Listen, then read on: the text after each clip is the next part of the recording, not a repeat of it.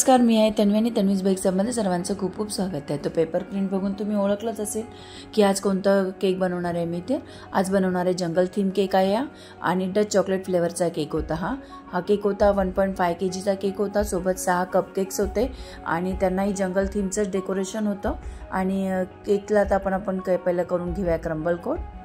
यासाठी मी यूज केलेल्या crumble कोटसाठी Dutch cream आणि शुगर सिरपने सोकिंग केलेलं आहे आणि गनाशमध्ये आणि चोको चिप्सचं फिलिंग केलेलं आहे आपण। आणि तसंच सेम आपण दुसऱ्या लेअरला पण तसंच करणार आहोत। सोकिंग करणार आहोत शुगर सिरपने, नंतर फिलिंगमध्ये यूज करणार आहे गनाश आणि चोको चिप्स आणि क्रम्बल कोट करणार आहे डच क्रीमने। तर आपला दोन्ही केकचं क्रम्बल कोट रेडी झाल्यानंतर मी केक सेट करून घेणार आहे। 10 ते 15 मिनिटांसाठी सेट झाल्यानंतर मी यांना फायनल कोटिंग करणार आहे।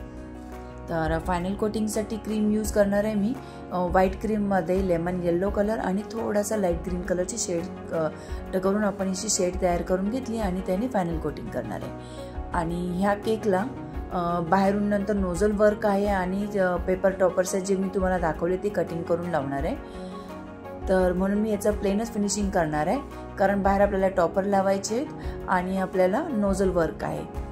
तर तसंच सेम आपण जो डाऊनला ठेवणार आहे केक त्यालाही आपण प्लेन फिनिशिंग करून घेणार आहोत आणि वरती सुलल पॅटर्न करून नंतर मग याचं फायनल डेकोरेशन करणार आहे।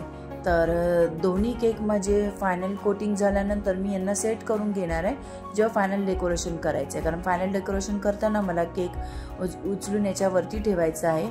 तर चांगला आपला वरती ठेवणारा केक आहे तो चांगला सेट झालेला पाहिजे, म्हणून मी पहिला केक सेट होणं फार महत्त्वाचं असतं। आपलं केक क्रम्बल कोटही सेट झालेला पाहिजे, फायनल कोटिंग पण सेट झालेली पाहिजे।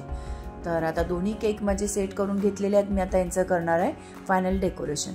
फायनल डेकोरेशन करण्यापूर्वी मी यामध्ये जेव्हा केक एकावर एक ठेवणार आहे तेव्हा मी असं यामध्ये डॉवेल्स इन्सर्ट करणार आहे। केकच्या साईजचे 4 डॉवेल्स कट करून घेतले आणि ते इन्सर्ट करून घेतल्या आणि त्यानंतर मी सेंटरला पण मी एक मोठी डॉवेल्स टाकून पूर्ण केकला अशी इन्सर्ट करून घेतली आणि यामुळे केक स्टेबलही राहणार आहे। आणि हा केक मला प्रवास करून घेऊन जायचा होता डिलिव्हरी करायला, म्हणून मी याला पहिलं खूप चांगलं सेट करून घेतलेलं आहे।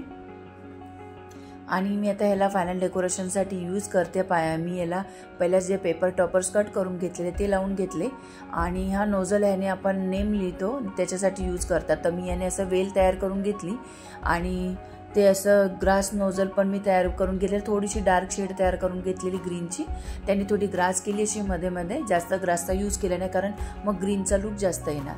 आणि मग पुन्हा एक थोडीशी क्रीम थोडी डार्क करून घेतली आणि त्याचं असं पानाचा शेप कट करून घेतलेला V शेप आणि त्याने असे पानं बनवून घेतले आणि केक रेडी करून ठेवून साईडला मी सेट करायला ठेवून दिला। नंतर कपकेकचं डेकोरेशन करणार आहे। तर पहिल्या कपकेक्समध्ये मी करून घेतली कॅव्हिटी आणि त्यामध्ये गनाश फिलिंग करून घेतलं आणि जे आपल्या नोझलमध्ये क्रीम भरलेली होती त्याने मी यांचं डेकोरेशन करून घेणार आहे। ग्रास करून घेतले, त्याचे राऊंड घेतले आणि लिप्सचं असं डिझाईन तयार करून घेतले आणि थोडं किसलेलं चॉकलेट वरती स्प्रेड केलं आणि नंतर मी असे आपल्या त्याला टॉपर्स लावून घेतले आणि केक आपला रेडी झाला। असं फायनल लुक आहे याचं। तर तुम्हाला कसं वाटला व्हिडिओ तुम्हाला युजफुल वाटला असेल तर माझ्या चॅनलला लाईक शेअर सबस्क्राईब करायला विसरू नका। पुन्हा भेटूया आपण नवीन व्हिडिओमध्ये। Thanks for watching.